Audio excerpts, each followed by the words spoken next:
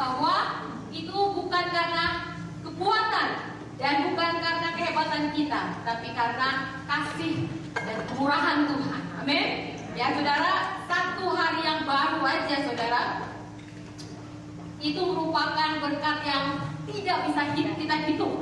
Saudara setuju? Waktu kita melek, kita ada di hari yang baru, ya itu luar biasa, itu suatu berkat yang tidak ternilai. Dan seharusnya orang-orang Kristen tidak pernah berhenti bersyukur. Amin. Waktu buka mata, sepanjang hari kita harus bersyukur karena itu sesuatu yang luar biasa. Happy New Year. Capek? Oke, holiday-nya atau belum? Atau semangat? Wow, holiday, nggak holiday, semuanya di dalam Tuhan indah. Amin. Dan kita bersyukur kalau rumah Tuhan, ya rumah Tuhan yang mengumpulkan kita sebagai anak-anak Tuhan, Tuhan dipersatukan, kita masih dibuka kesempatan, ya melalui Bapak Gembala mengencourage kita, itu artinya kita masih Tuhan masih memberikan satu kesempatan untuk kita meresponi doa puasa, ya yang sudah kita mulai tanggal 2 Januari dan akan kita akhiri sampai tanggal 25 Februari. Ini sesuatu yang luar biasa saudara, kalau tahun demi tahun kita masih diberikan kesempatan untuk offer hidup kita untuk masuk di dalam ibadah puasa. Dan sore ini saudara, firman Tuhan berjudul dampak memiliki gaya hidup berpuasa rohani, ya. Dampak memiliki gaya hidup berpuasa rohani. Saudara, saya percaya tahun 2024 ini saudara, target setiap kita suka mengadakan resolusi, ya. Siapa yang suka mengadakan resolusi di tahun baru? Ya, biasanya kita mengadakan resolusi, tapi percayalah saudara, resolusi terbesarnya Tuhan buat saudara, ya. Tuhan punya resolusi, jangan cuma saudara aja punya resolusi, ya. Tuhan punya resolusi dan target terbesar atau resolusi terbesar tahun 2024 buat saudara dan saya, itu semakin kita semakin berbuah bagi Tuhan. Amin. Semakin hidup kita transform bagi Tuhan. Ya, semakin hidup kita diubahkan di dalam karakter-karakter Kristus. Hidup kita meniru, mengikuti apa yang Yesus sudah berikan kepada kita. Dan salah satunya kalau kita mau hidup di dalam targetnya Tuhan, resolusinya Tuhan, kita siap saudara untuk diintervensi Tuhan. Untuk kita punya kerelaan, ya, untuk Tuhan bawa kita dalam tantangan-tantangan yang baru. Saudara, percayalah bahwa saudara akan mengalami tantangan yang baru, amin. Kesulitan yang baru, amin. Hidup saudara tidak di jalan tol, tetapi hidup saudara akan banyak polisi tidurnya, akan banyak gadrukannya. Tetapi itulah Tuhan akan pakai hidup kita yang penuh tantangan untuk membawa kita masuk di dalam resolusinya Tuhan. Makin kita transform menjadi seperti Yesus, makin hidup kita berbuah. Amin saudara. Baik itu dalam keluarga maupun dalam pekerjaan ataupun di dalam pelayanan. Ya, Tuhan mau masuk kita lebih dalam lagi untuk melayani Tuhan. Soalnya dikasih Tuhan, ada satu jemaat pun yang tidak luput di dalam menghadapi tantangan. Di dalam Kisah Para Rasul 13, mari kita buka, kita mau belajar dari jemaat ini saudara. Bagaimana jemaat ini mengalami satu tantangan tetapi dia bisa overcome kepada tantangan yang memang Tuhan izinkan terjadi, ya, di dalam kehidupan jemaat ini. Kisah Para Rasul 13 ayat 1-3. Pada waktu itu dalam jemaat, sudah dapat ya saudara, pada waktu itu dalam jemaat di Antioquia ada beberapa nabi dan pengajar, yaitu Barnabas dan Simeon yang disebut Niger dan Lukius, orang Kirene dan Menahem, yang diasuh bersama dengan raja wilayah Herodes dan Saulus. Pada suatu hari ketika mereka beribadah kepada Tuhan dan berpuasa, berkatalah Roh Kudus, khususkanlah Barnabas dan Saulus bagiku untuk tugas yang telah kutentukan bagi mereka. Maka berpuasalah dan berdoalah mereka. Dan setelah meletakkan tangan ke atas kedua orang itu, mereka membiarkan keduanya pergi. Saudara yang dikasih Tuhan, dari ayat yang kita sudah baca, diceritakan pada suatu hari ada jemaat Tuhan di Antioquia sedang berkumpul beribadah kepada Tuhan dan berpuasa. Dan tentunya kita bisa asumsikan terbesar bahwa mereka berharap Tuhan akan berbicara dan memberikan bimbingan yang jelas kepada gereja di Antioquia melalui doa dan puasa mereka ya. Tetapi ternyata saudara, dari pembacaan yang tadi kita sudah baca Kisah Para Rasul 13, Tuhan membawa jemaat di Antioquia untuk sebuah tantangan yang baru. Ya, bukan sesuatu jawaban untuk memperkuat atau jalan keluar ya, untuk memberikan sesuatu hal yang baru buat jemaat di Antioquia. Tetapi saudara, jemaat di Antioquia ini dihadapi satu tantangan untuk melepaskan pengajar yang handal, pengajar yang luar biasa, yaitu siapa namanya? Barnabas dan Saulus. Barnabas dan Saulus ini saudara adalah pengajar yang diurapi Tuhan, ya, pengajar yang dipakai Tuhan untuk mengajar banyak orang menjadi murid Kristus. Dan kali ini jemaat di Antioquia diperhadapkan, dia harus mengikuti perkataan Roh Kudus untuk melepaskan Barnabas dan Saulus, ya, pergi ke tempat di mana Tuhan mau pakai mereka. Padahal tentunya pelayanan mereka itu menjadi pelayanan yang berarti bagi pertumbuhan jemaat di Antioquia, saudara. Tetapi Roh Kudus berkehendak lain, mereka mau Saulus dan Barnabas dipakai oleh Tuhan untuk menjadi salah satu terobosan misionaris terbesar dalam sejarah dunia. Saudara mungkin baca ya, bahwa atau tahu bahwa Barnabas dan Saulus dipakai untuk meluncurkan satu gerakan Kristen di Asia terkecil katanya, di Asia kecil. Kemudian Paulus akan meneruskan ke Eropa. Saudara, tantangan ini bukan suatu tantangan yang mudah, saya tahu ya. Kalau kita di satu jemaat ya, sudah ada yang handal, sudah ada yang luar biasa. Ya, tapi kita harus lepaskan sesuatu yang bukan sesuatu yang gampang, saudara. Ya, tetapi kita tahu bahwa jemaat di Antioquia dia membiarkan Barnabas dan Saulus pergi. Ya, saya percaya saudara bahwa salah satu alasan kenapa jemaat di Antioquia mengambil sikap seperti ini adalah bukan mereka tidak punya satu rahasia, saudara. Tetapi mereka bisa mengikuti apa kata Roh Kudus dengan melepaskan Barnabas dan Saulus di dalam meneruskan pelayanan yang Roh Kudus mau. Itu bukan karena jemaat juga ya setia, bukan hanya setia beribadah, tetapi juga setia menghidupi gaya hidup berpuasa. Amin, saudara. Ada satu hal yang mengikuti kekuatan, yang mengikuti ibadah diiringi dengan puasa. Seperti Kisah Rasul 13 ayat 2 katakan mereka beribadah pada Tuhan dan berpuasa. Mereka bukan hanya setia beribadah tapi juga berpuasa. Dan sore ini kita mau belajar, saudara, bagaimana kita bisa memiliki dampak kalau kita hidupi gaya hidup berpuasa. Ini adalah sesuatu pembelajaran yang baik. Ada banyak puasa rohani dikesampingkan.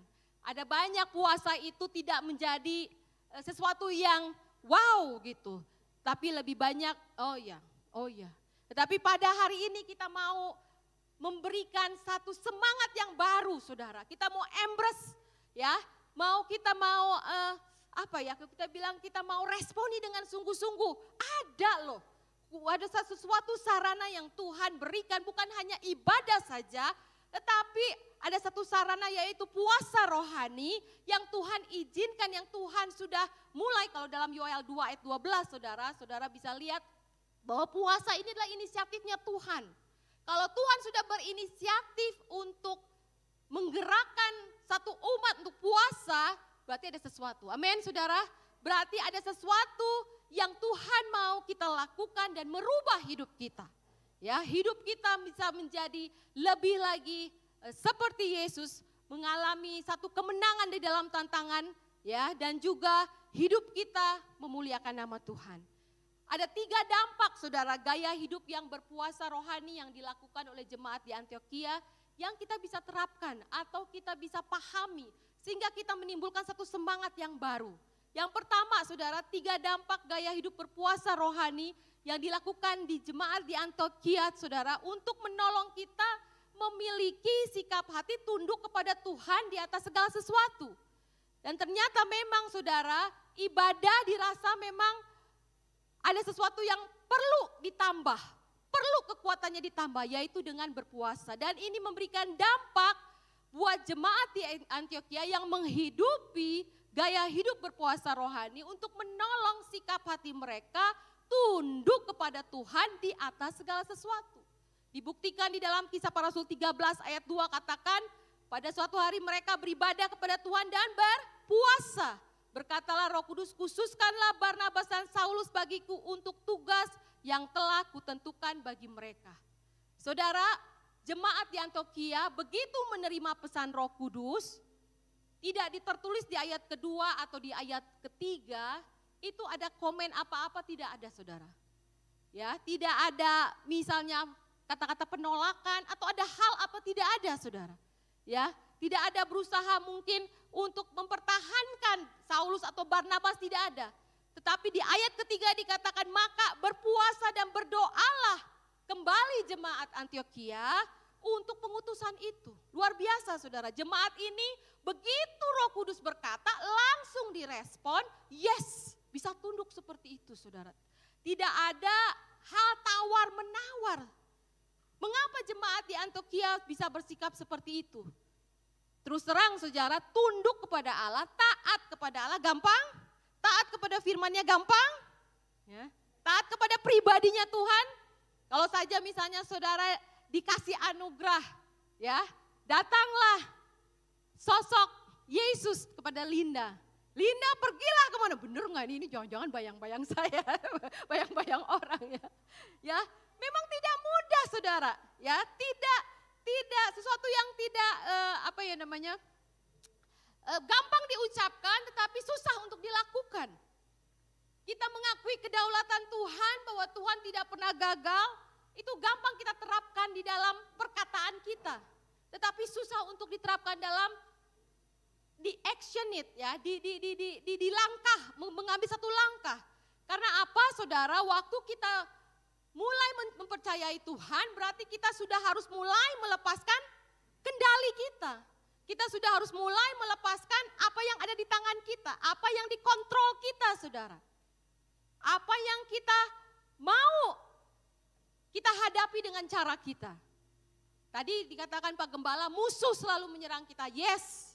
Ya, sadarilah bahwa kita ini tidak sendirian. Ada musuh di sekeliling kita. Ada iblis, ada dunia, bahkan ada untuk diri kita sendiri, saudara. Di dalam diri kita sendiri. Ya, musuh, iblis, dunia dan daging kita secara konsisten terus menggoda dengan dusta ya. Ya, ada banyak hal-hal yang di luar sana iblis pakai, dunia pakai ya untuk menggoda kita. Tetapi itu semua sebenarnya berkonten dusta dan bisa merusak di dalam kehidupan kita saudara sebagai anak-anak Tuhan, menggerogoti kepercayaan dan iman kita kepada Tuhan. Ada banyak hal yang ada banyak quotation ya yang kelihatannya baik, yang mengatakan lebih baik, lebih menyenangkan ya, bahwa kita mengendalikan situasi keputusan itu sesuai dengan pengetahuan kita, sesuai dengan kemampuan kita. Ya, sehingga apa saudara, kita bisa memiliki rasa aman. Ada banyak ya quotation, kita pikir quotationnya bagus nih. Ya kayak misalnya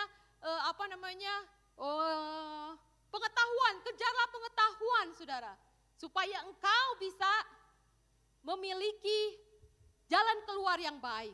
Ya, kita kejar, kita masukkan semua pengetahuan yang baik. Kita berpikir bahwa dengan cara kita kejar, kita bisa menyelesaikan masalah. Dan ada rasa aman. Tapi ternyata saudara, rasa aman itu ya palsu. Kalau kita kendalikan dengan cara kita, ya dengan apa yang kita mau, palsu. Karena apa? Rasa aman itu diproduksi dari keterbatasan manusia. Sehingga tidak sempurna kalau Tuhan kasih rasa aman, kalau Tuhan kasih jalannya. Dan ini memang kita harus perhatikan dan ini bisa membuat kita tidak tunduk kepada Tuhan. Membuat kita tidak taat kepada Tuhan kalau kita tidak waspadai saudara. Dan dibutuhkan satu komitmen yang besar untuk menyingkirkan goda-godaan seperti ini. Ada perlu perubahan yang total untuk kita bisa mencintai Tuhan, mencintai firman-Nya, mencintai pribadinya daripada dunia, saudara. Ya, tunduk perlu apa? Rendah hati. Ya, tidak ada kemampuan yang bisa menghasilkan ketundukan kita kepada Tuhan tanpa kerendahan hati. Setuju saudara? Tunduk kepada Tuhan perlu kerendahan hati. Salah satunya adalah apa saudara? Puasa. Puasa adalah satu sarana untuk kita bisa belajar tunduk kepada Tuhan. Yakobus 4 katakan apa? Pendudukan diri yang ditunjukkan melalui ketaatan kita kepada Tuhan harus dilakukan dengan sengaja. Ya, ayat 7 katakan karena itu tunduklah kepada Allah dan lawanlah si iblis. Melawan berarti apa saudara? Menolak dengan kesadaran penuh, dengan aktif, dengan terus menerus. Ya, dan ini dilakukan oleh jemaat Antioquia. Jemaat Antioquia mereka beribadah dan berpuasa. Saudara, sarana puasa itu baik buat kita untuk memproses hati kita tunduk kepada Tuhan. Amin. Amin. Ya, waktu orang Kristen berpuasa, saudara, bukan hanya kita menghentikan dengan sukarela mengkonsumsi makanan secara fisik ya, tetapi juga puasa itu merupakan doa tubuh. Ya, kalau saudara pernah dengar, puasa itu merupakan doa tubuh. Ya, kita mengekspresikan keberadaan kita dengan sengaja untuk merendahkan diri di hadapan Tuhan. Kita dengan sengaja kita meng-offer diri kita, Tuhan, aku sedang berpuasa, aku menyerahkan sepenuhnya hidup saya dalam tangan Tuhan. Mengakui kedaulatan Tuhan, mengakui keberadaan Tuhan, saudara. Dan kalau kita terus-menerus masuk di dalam puasa rohani, kita terus menghidupi puasa rohani, saudara juga akan masuk dalam satu level. Ini bagus juga ya, satu level itu stimulasi, saudara ya. Kalau anak saya waktu kecil, itu kita perlu stimulasi ya. Dan puasa ini sebenarnya stimulasi, saudara. Saudara tidak bisa istilahnya tengkang-tengking sana sini ya. Wah, ada di godaan, tengking nih si iblis. Tapi saudara belum pernah punya pengalaman ya. Belum pernah punya pengalaman, saudara. Akhirnya jadi bengang-bengong, akhirnya ya udah masuk. Ya tengkang-tengking tapi kita enggak punya pengalaman. Kalau kita berpuasa saudara, kita punya pengalaman, kita punya satu event stimulasi bagaimana kita dengan sengaja, dengan kesadaran penuh seperti kita sedang berperang melawan iblis. Waktu ada godaan, nah kita stimulasi, kita gitu, kita tegas ya. Nah ini baik saudara, baik untuk dilakukan agar kita bisa tumbuh hati yang tunduk kepada Tuhan. Kalau itu tumbuh, saudara, hidup kita pun akan diubah. Ya, tidak ada lagi tawar-menawar ya. Tawar-menawar dikurangilah. Jadi terkurangi saudara ya. Banyak kan orang Kristen tawar-menawar disuruh melayani di sini, enggak.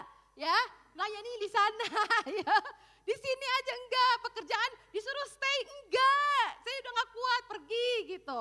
Atau disuruh pergi, enggak. Di sana lebih enak, pekerjaannya banyak. Padahal sebenarnya godaan-godaan itu ya kita bisa simulasi, kita bisa lakukan ya prosesnya dengan melalui sarana puasa, saudara. Amin. Dan luar biasanya saudara, ini menyenangkan Tuhan. Kalau saudara ambil bagian ini ya, saudara masuk dalam ibadah puasa, ini menyenangkan hati Tuhan. Ini satu tanda Tuhan, aku offer ourselves. Waktu Tuhan melihat you offer yourself, itu Tuhan lihat kasihmu pada Tuhan. Bukan cuma perkataan, tapi perbuatan. Ya, Tuhan disenangkan. Tanda kita mengenal Tuhan, tanda kita mengasihi Tuhan. Memang ya kasih itu tidak hanya kita berpuasa, tetapi ada ekstra yang Tuhan bisa lihat, yang bisa Tuhan perhitungkan.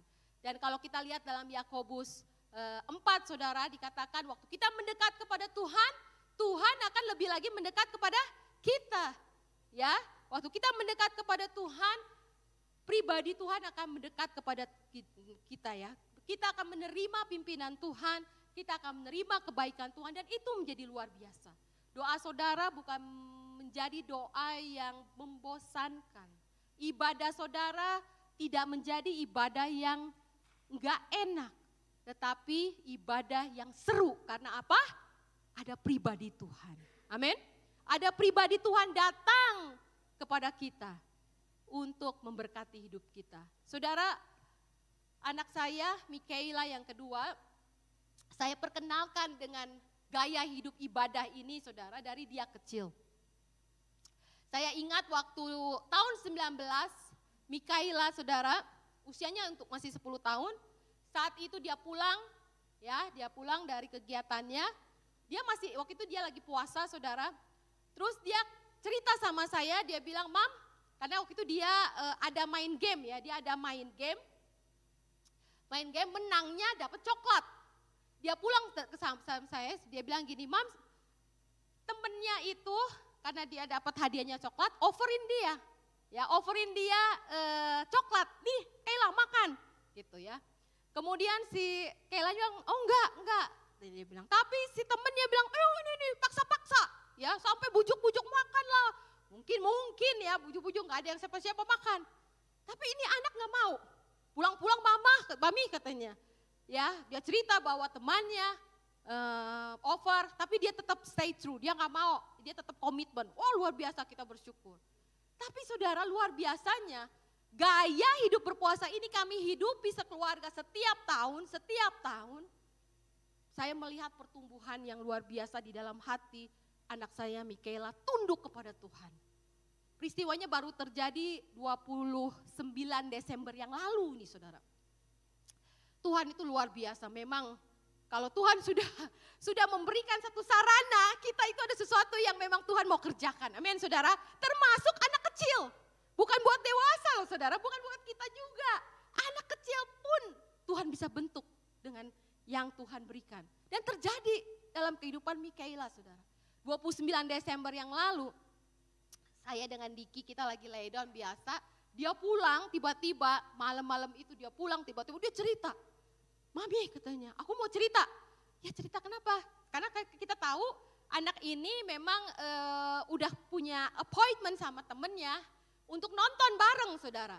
Kemudian dia bilang sama papanya, di drop ya papi, katanya ke rumah temennya. Temennya ini sahabat mereka ya, dia punya ada beberapa sahabat, ini termasuk sahabat waktu dia SD. Kita drop dia ke rumah temennya, sedikit ke rumah temennya. Kemudian saudara apa yang terjadi? Dia cerita, Mami waktu orang tua temennya mau ngedrop ke sinema, orang tua temennya ini namanya saya panggil aja ya N ya, namanya N. Dan dia juga ada temennya yang di situ juga yang diantar di rumah temen yang N ini namanya Z. Dia bilang Mami waktu orang tua N mau mengantarkan kita ke sinema, dia bilang sama teman aku Z, mau is okay Mikaela mau dibawa ke temple, dia bilang. Aku sama si Z ini nggak bisa ngomong Mami. Jadi aku bilang ya oke, is okay gitu. Jadi dia dibawa ke temple saudara. Waktu di temple ini saudara, si mamahnya, aduh benar-benar mungkin dia ada itu ya evangelis yang sananya kali ya, saya nggak tahu. Evangelis opositnya saudara ya. Dia datang ke anak saya dan temennya si Z, dia bilang ayo maju ke depan saudara. Dia suruh maju ke depan, ini anak berdua ya. Si temennya ya N yang maju ke depan, itu memang anaknya. Saudara tahu apa yang terjadi? Waktu dia datang di depan itu ada patung ya, ada patung elephant. Ada sepatu saudara di depan itu. Kemudian ini anak disuruh datang ke depan sambil begini-begini saudara. Begini-begini, dia berdiri sambil begini. Datang ke depan. Dia bilang sama anak saya, ayo Mikaela datang ke depan. Ayo Z ke depan. Saudara tahu, roh tunduk kepada Tuhan itu mulai bergerak. Dia bergerak saudara, Roh Kudus menggerakkan, dia langsung feeling uncomfortable. Ya, anak saya ini yang kedua agak pemalu, enggak beda dengan yang pertama saudara. Ini dia mau pemalu, tetapi itu luar biasanya.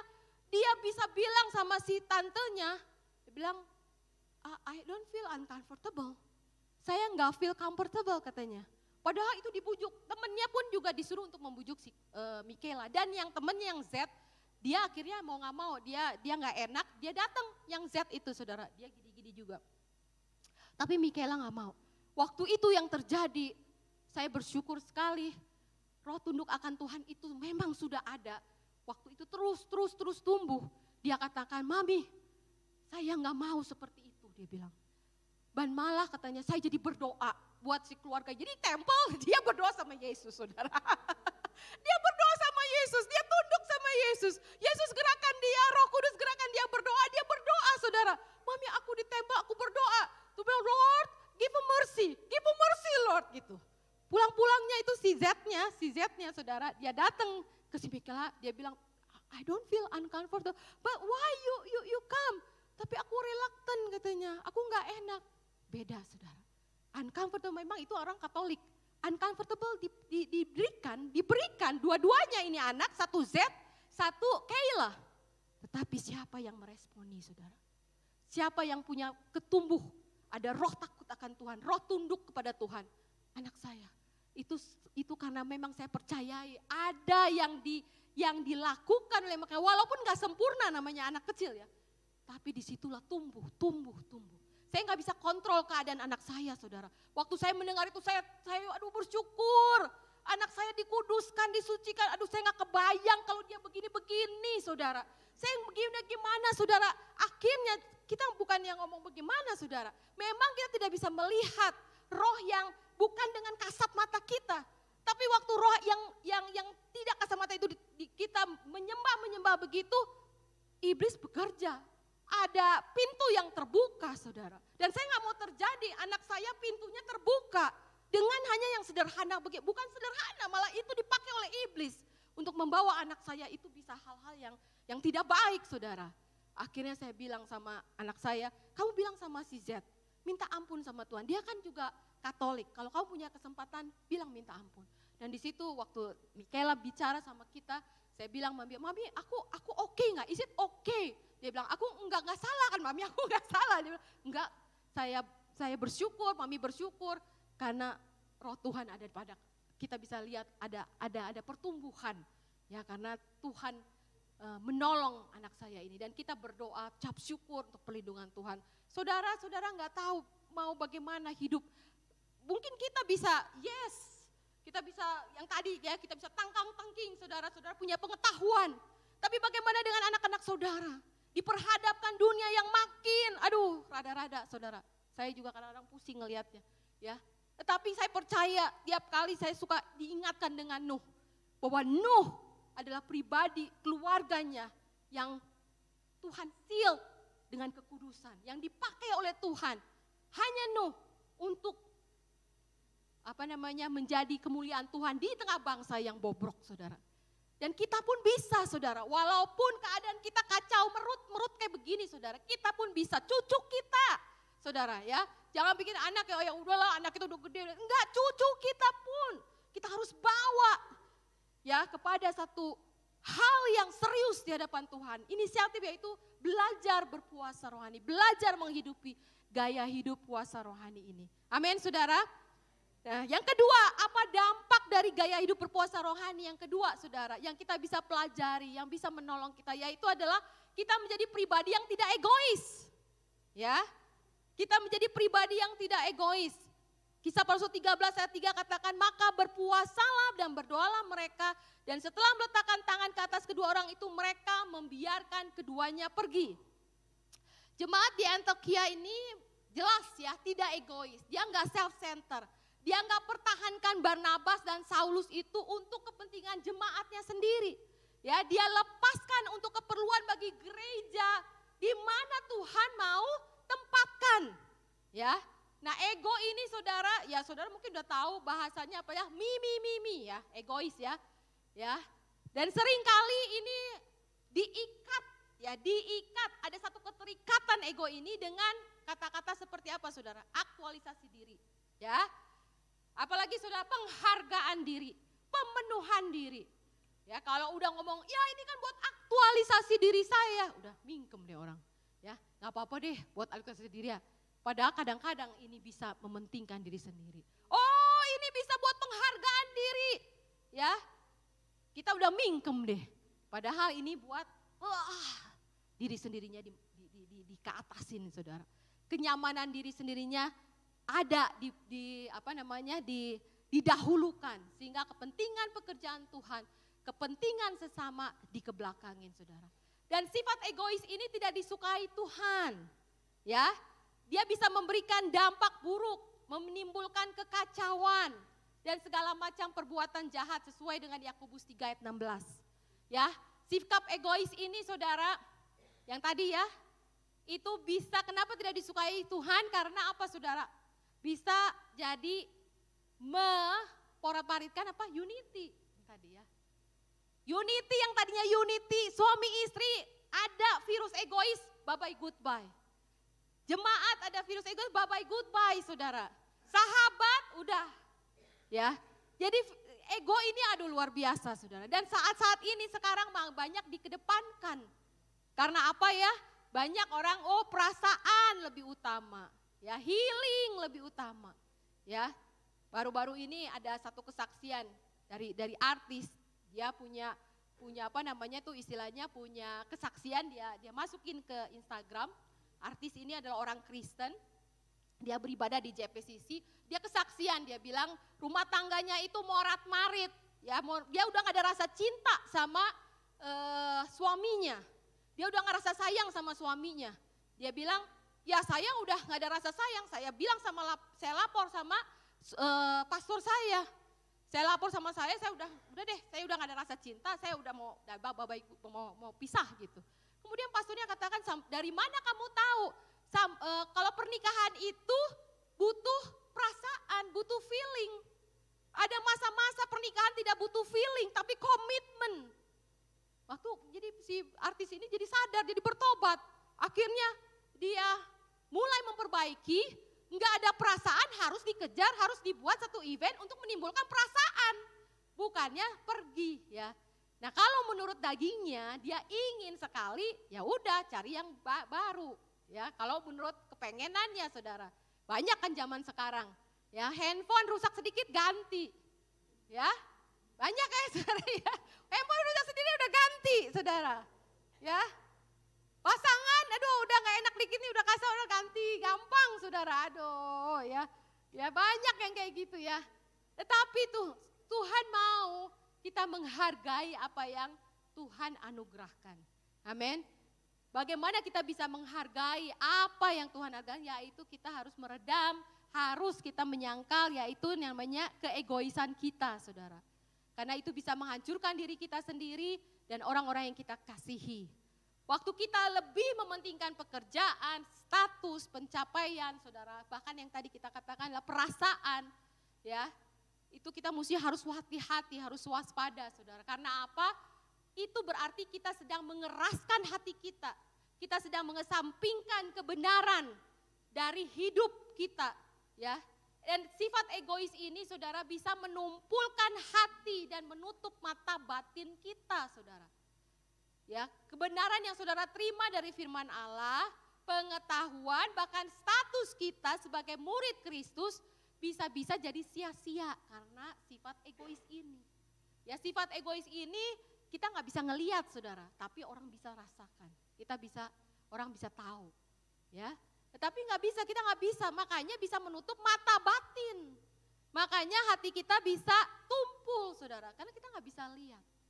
Tapi orang-orang di sekitar kita bisa tahu, saudara. Oleh sebab itu, ya, untuk kita bisa menghindari sifat yang ini, saudara.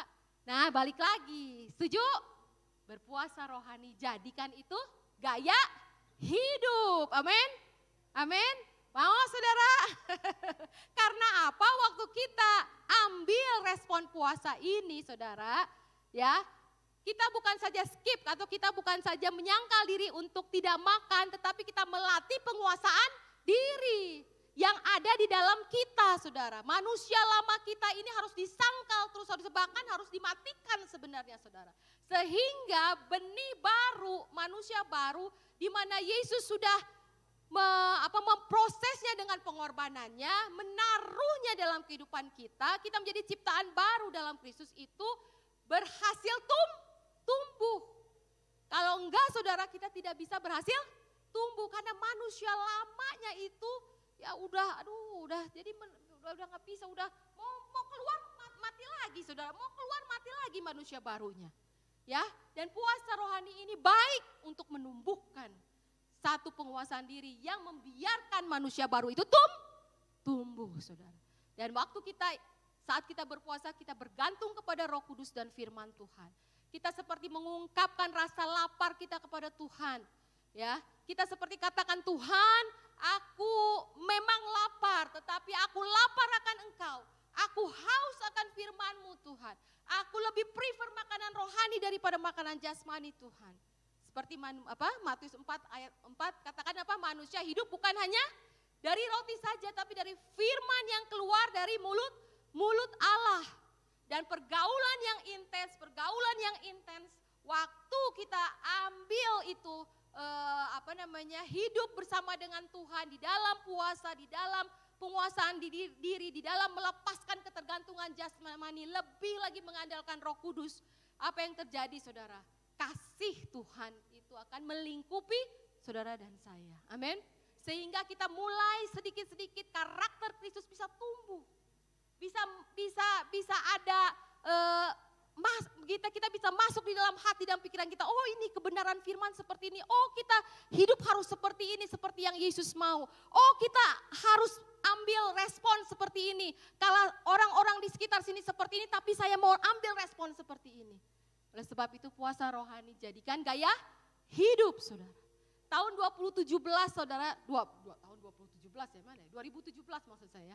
Tahun 2017, satu hari setelah puasa kita sekeluarga selesai maksudnya, kita sekeluarga pergi ke Indonesia saudara.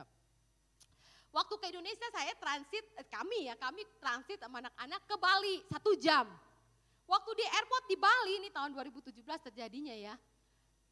Tiba-tiba ada seorang gadis saudara, itu deketin kita nih ya. Orang Indonesia juga, namanya saya nggak usah sebutin dia, waktu itu sih dia cerita bahwa dia namanya ini ya. Usianya masih 19 tahun menurut pengakuan dia ya. Dia tinggal di Sydney untuk sekolah. Dan dia bekerja, ya kalau saudara tahu Miracle, ya itu Chinese grocery, dia kerjanya di situ. Waktu dia deketin, dia share, dia bilang bahwa dia itu mau pulang ke Indo, ya setelah 2 tahun tinggal di Sydney saudara. Nah dia ini sedang confused, ya dia sedang mau minta tolong katanya, menurut dia nih waktu dia deketin dia cerita, dia mau join sama-sama keluarga kita saudara, dia mau ikut keluarga kita, jadi dia mau join keluarga kita. Ya selama di airport sampai custom declaration ya, sampai kita ke Jakarta ya. Awalnya kita bingung juga ya, random ada anak perempuan datang ke kita, dia ngomong dia minta kita bisa sama-sama sama dia, dia bisa sama-sama sama kita ya. Secara manusia terus terang saudara, dia bawa apa, karena waktu itu kan memang ada 10 kilo ya, kita bisa kalau nggak salah 7 kilo, kita bisa ada, dia bawa tas. Kita nggak tahu dia bawa tas apa, di dalamnya tuh ada apa, kita nggak ngerti saudara. Ya, terus dia juga punya niatan apa, ya. Terus ada resiko kalau misalkan dia bawa barang yang nggak oke, saudara ya. Dan kita ini pastinya mau mengutamakan keamanan kita, ya kan? Kita mau mengutamakan keamanan dan juga kita rada-rada males terus terang saudara, kalau ada orang lain randomly nggak tahu, kita nggak kenal datang pengen ikut sama kita saudara. Tapi saudara, yang luar biasanya ini, waktu dia ngomong ke saya, karena kan Diki laki ya, dia ngomong ke saya, karena Diki juga ada di situ ya. Itu apa saudara, waktu dia ngomong kayaknya itu pertimbangannya cepet banget ya, kita nggak bisa kayaknya, tunggu ya saya berdoa dulu, enggak ya saudara. Dia lihat, enggak yang aduh tunggu ya saya mengambil ini kesempatan untuk ini, enggak ya saudara. Dia lihat, dia ngomong, kita mesti gini kan. Waktu kita di dalam pikiran kita ini terus terang saudara, pikiran negatif ada, yang tadi saya ngomong ya. Tetapi juga saudara, ada pikiran Tuhan, ada roh Tuhan. Ya, ada ini jadi battle nih saudara, ini battle nih ya. Ada battle ini. Tapi itu dorongan itu ada sampai katakan harus bilang yes. Tapi harus bilang yes ke anak ini. Kemudian akhirnya Saya bilang saya tatap mata dengan mata ya, dengan suami kan begitu ya. Nggak bilang aduh Ki kita bagaimana, nanti dia dengar lagi kan. Biasanya kita mata dengan mata ya. Dia bilang udah yes, kita yes. Ya udah, resikonya apapun udah nggak tahu deh. Saya nggak tahu deh mau resikonya apapun nggak tahu. Pokoknya dorongan itu ya, yang tadinya kita mau selfish, yang tadinya kita nggak mau ya apa, dia nggak mau ikut campur sama kita mau aman ya, kita mau kepentingan diri kita secure aman gitu. Kalau taunya nanti kita gimana ya, ada rasa seperti itu ya saudara. Tapi itu dorongan itu enggak, harus terima. Ya udah kita ikutin. Yang rasa mau aman, mau apa negatif apa udah kita kesampingin saudara. Bersyukur saudara itu satu hari setelah puasa. Jadi imannya masih ya, dan spare. Saya nggak kebayangin kalau misalnya nggak hari satu habis puasa ya mungkin lebih banyak negatifnya ya. Tapi waktu hari itu jadi cepet saudara. Dia lihat ya udah saya coba muka dengan mata ya udah saya bilang yes. Jadi anak ini ikut. Waktu anak ini ikut saudara ya udah kita kemana ini anak ikut. Kita kemana ini anak ikut. Jadi ini anak duduk sama kita sama-sama sama saya saudara. Saya mulai punya kesempatan ngobrol sama ini anak. Lalu ini anak bilang, oh dia itu Buddha. Dia Buddha, dia bilang gini, dia waktu dengar dia Buddha saudara, saya jadi, mulai terbuka tuh purpose-nya Tuhan. Oh ternyata begini. Lalu kita sharing, jadi saya bisa punya kesempatan sharing tentang kebaikan Tuhan, tentang siapa Tuhan. Sampai ini anak akhirnya masuk ke Kasam Declaration, selesai. Waktu dia selesai, dia bebas, bukan bebas ya, dia selesai, kita selesai. Dia datang khusus, dia bilang, terima kasih ya Tuhan baik. Orang Buddha saudara. Dia dengar kebaikan Tuhan, dia gak tahu bagaimana, pokoknya dia tahu Tuhan baik. Tuhan saya baik. Dan kebaikan Tuhan saya transfer buat anak ini. Coba gak bayangin saudara, kalau saya dan Diki itu panca indera rohaninya enggak diasah lewat puasa rohani. Ya, kalau kita itu kepentingan diri kita ini terus masih tinggi, enggak diasah, enggak diolah. Tidak punya kesempatan untuk menceritakan kebaikan Tuhan kepada orang yang kita enggak kenal, orang Buddha ini. Dan puji Tuhan. Waktu itu hari itu satu pembelajaran buat kita. Bahwa puasa rohani ini baik. Buat saya, buat Diki, buat anak-anak, buat Danela, Mikaela. Dan saudara saya mau encourage saudara bisa alami. Keegoisan kita, kepentingan diri kita sendiri bisa terkikis. Amin saudara. Yang ketiga yang terakhir. Apa saudara? Untuk dampaknya. Yaitu yang ketiga adalah untuk menolong kita menjadi pribadi yang mempunyai jiwa misi. Ya. Kisah Para Rasul 13:2 katakan. Khususkanlah Barnabas dan Saulus bagiku untuk tugas yang telah kutentukan bagi mereka. Pastinya jemaat ini kalau tersirat 13 ayat 2 mempunyai jiwa misi saudara. Mereka terbeban dengan nasib orang yang belum diselamatkan. Sekalipun orang-orang itu jauh dari mereka dan tidak mereka kenal. Ya, apapun yang terjadi mereka pikirkan waktu Barnabas dan Saulus pergi itu bukan satu kehilangan tetapi satu pengutusan. Ya, satu pengutusan untuk misinya Tuhan. Saudara dan saya dipanggil, dikasihi Tuhan buat satu purpose bagi dunia ini. Sebagai wakilnya siapa? Yesus Kristus. Yesus berkata, Yohanes 20 ayat 21 katakan, sama seperti Bapa mengutus aku, demikian juga sekarang aku mengutus kamu. Ya, setiap manusia, saudara dan saya punya misi. Allah mau, yuk bekerja bersama dengan Allah, bergabung bersama Allah untuk dunia ini. Untuk membawa bangsa ini, bangsa di mana saudara ada, mendekat kepada Tuhan. Ya, dan misi ini saudara merupakan tanggung jawab. Bukan pendeta, Pak Nikola saja deh, Pak Nikola.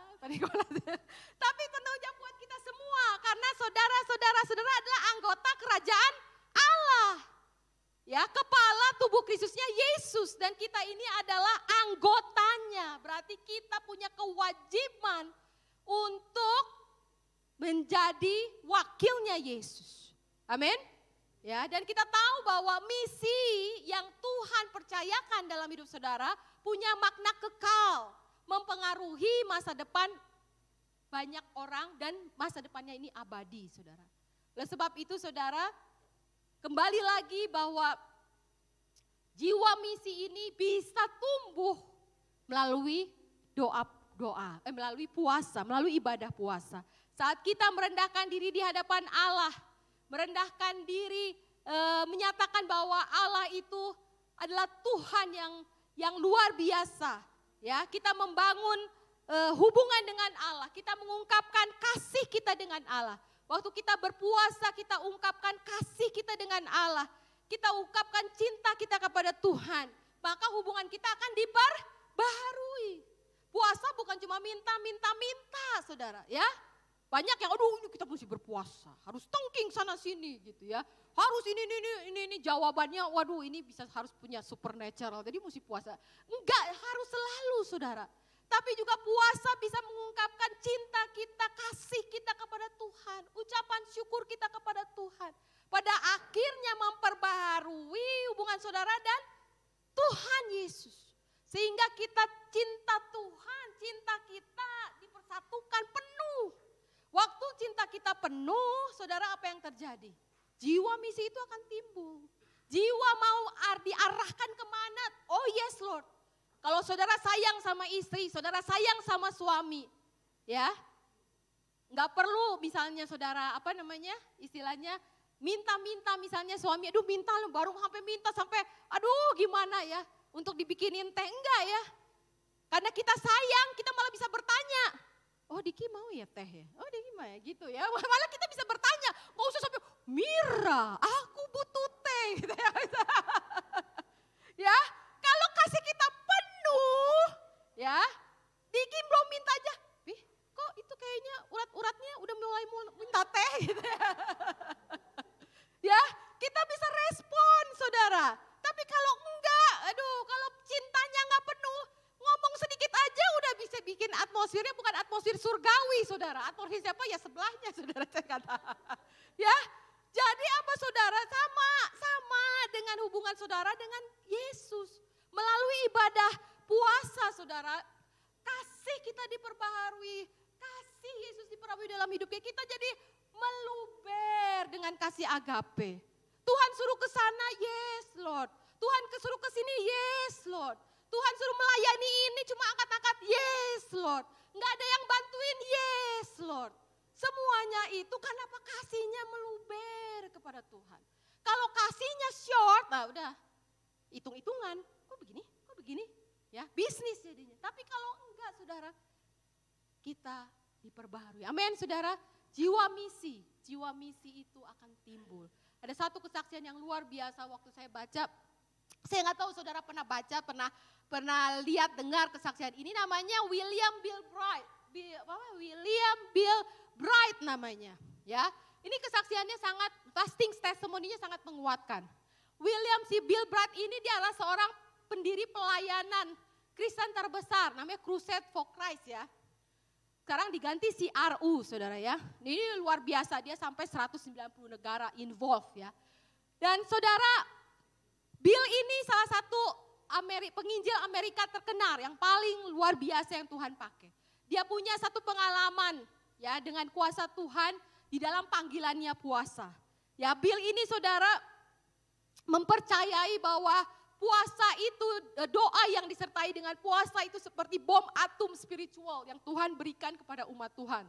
Ya, untuk membangkitkan kebangunan rohani. Ya, nah saudara, satu saat di dalam hidupnya si Bill ini ada perasaan yang mendesak untuk dia berseru kepada Tuhan. Untuk kebangunan rohani di Amerika ya saudara. Dan tepatnya di tahun 1994. Ada satu keyakinan yang besar di dalam hatinya yang digerakkan oleh Roh Kudus. Dia merasa bahwa Allah menghendaki dia untuk berpuasa dan berdoa buat Amerika selama 40 hari tidak makan apapun. Jadi cuma minum selama 40 hari saudara. Dan dorongan ini saudara untuk dia tangkap gerakannya ini untuk pertobatan Amerika ya. Untuk kebangunan rohani di negara di mana dia tinggal. Dan karena dia disuruh 40 hari tanpa makan, hanya minum saja, dia jadinya tanya Tuhan ya, karena dia manusia biasa saudara. Bener gak ini panggilan Tuhan buat saya? Ya, untuk jiwa-jiwa nih ya yang kayak begini ya maksudnya. Tapi saudara, panggilan itu makin lama makin kuat dan makin jelas. Dan akhirnya dia memutuskan, yes Lord, saya masuk di dalam panggilan kuasa Engkau. Ya, saya masuk di dalam satu proses di mana dia hidupnya mau dipakai untuk berdoa, berpuasa, buat pertobatan, kebangunan rohani.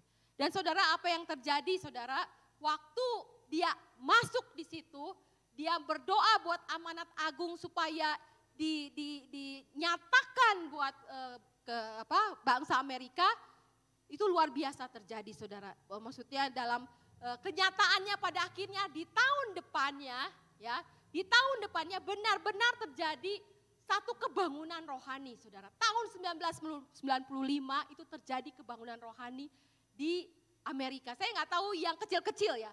Yang tahu saya besar, yang saya lihat ya di dalam satu materinya, dia katakan bahwa saudara, ada di tahun 1995 ada yang namanya Melbourne Revival di Florida Space Coast. Itu saya di tempatnya ya saudara, di satu slide yang satu itu ya itu ada revival. Nah ini revival di tahun 1995-nya. Tahun 1994 dia diminta untuk masuk di dalam doa puasa untuk rohani, tetapi benar bahwa panggilan itu memang sesuatu yang memang Tuhan perlukan. Dia mewakili bangsa Amerika untuk minta satu amanat agung atau kebangunan rohani terjadi, dan benar terjadi saudara. Tahun 1995 terjadi Melbourne, tahun 95 juga itu ada yang namanya Modesto Revival, ya itu namanya Modesto Revival saudara, nanti saudara bisa lihat ya. Dan tahun 95 juga terjadi yang nama ini juga besar ya di Howard Payne, juga yang paling puncaknya adalah apa ya namanya itu Brownsville Revival ya, kebangkitan di Brownsville. Nah itu tuh pokoknya itu banyak benar-benar terjadi saudara. Itu ada karena ada satu orang yang Tuhan mau pakai, yang mau taat untuk masuk di dalam panggilan Tuhan, berpuasa. Amin. Saudara-saudara mau seperti Bill ini? Waduh, kalau waktu saya baca ini benar-benar luar biasa saudara. Ya, kalau Tuhan percayakan ya satu misi untuk ini luar biasa. Tapi nggak usah satu misi dulu lah, nggak usah nunggu suara Tuhan. Mira kemana itu satu misi, nggak usah nunggu gitu. Keluarga aja saudara, pelayanan Yerusalem aja saudara. Ya, jangan kita adem ayem kalau anak kita masih jauh dari Tuhan. Jangan kita cuek aja tuh nggak mau pusing kalau anak-anak kita belum sungguh-sungguh kepada Tuhan. Ya, atau teman-teman dekat kita, atau relasi-relasi yang ada di sekitar kita, yang kita kasihi. Belum dekat sama kita, cuek-cuek aja. Jangan saudara. Biarlah pada momen ini, tanggal 2 Januari, 25 Februari ini, saudara bisa bikin satu daftar. Satu daftar, ambil responi season puasa ini dengan berdoa, dengan beribadah kepada Tuhan. Minta transformasi bagi keluarga. Minta transformasi bagi saudara-saudara yang saudara kasihi. Buat keluarga, bukan buat orang tua saudara. Buat siapapun yang Tuhan taruh dalam hati. Biarlah kita mau. Mau saudara? Mau saudara? Amin. Terutama buat Yerusalem. Ya, kita masuk dalam, kita berdoa. Waktu yang kecil pun Tuhan. Anak-anak masih kecil pun kita bawa. Tuhan, saya mau dedikasikan momen ini Tuhan. Mau berpuasa, mau mengerang kepada Engkau. Buat misi buat anak saya. Ya. Minta kepada Tuhan. Amin, saudara. Mari kita akan bangkit berdiri. Saya tidak lanjutkan lagi firman Tuhan pada sore ini. Nanti saya sedang untuk Singar akan maju ke muka. Biarlah saudara kita mau hari ini kita mau katakan kepada Tuhan, saya nggak mau jadi pribadi yang meremehkan kekuatan doa dan puasa Tuhan. Saya mau menjadi pribadi yang mau embrace panggilan-Mu Tuhan. Mau masuk dalam rencana-Mu. Mau masuk inisiatif-Mu, yaitu katakan Yoel 2 ayat 12. Berpalinglah dengan segenap hati. Ya, dengan berpuasa, dan saya mau ada di situ. Sehingga waktu kita fokus kepada Tuhan, kita sungguh-sungguh kepada Tuhan, maka perkenanan Tuhan akan ada dalam hidup kita. Dan saudara, satu hal yang kita harus ingat saudara, bahwa doa puasa akan membawa kita menjadi hati kita tunduk kepada Tuhan. Membawa kita menjadi pribadi yang tidak mementingkan diri sendiri. Dan juga menjadi pribadi yang punya misi bagi kerajaan Tuhan. Dan pada akhirnya saya mau katakan saudara, segala sesuatu akan binasa, amin. Segala sesuatu dunia ini akan binasa. Hanya kerajaan Allah yang berlangsung selamanya. Oleh sebab itu mari saudara, kita memiliki kehidupan yang bermakna, ya, yang bertahan selamanya. Salah satunya Tuhan perkenalkan, salah satunya Tuhan dengungkan pada sore ini, yaitu masuklah, bergairahlah dalam gaya hidup berpuasa rohani. Sehingga kita bisa tumbuh menjadi pribadi yang menyembah Tuhan, menjadi pribadi yang mau terus bersekutu dengan Tuhan, menjadi pribadi yang bertumbuh dengan rohani, serupa dengan Kristus dan berbuah, baik itu buah pertobatan, baik itu buah Roh Kudus dan buah jiwa-jiwa.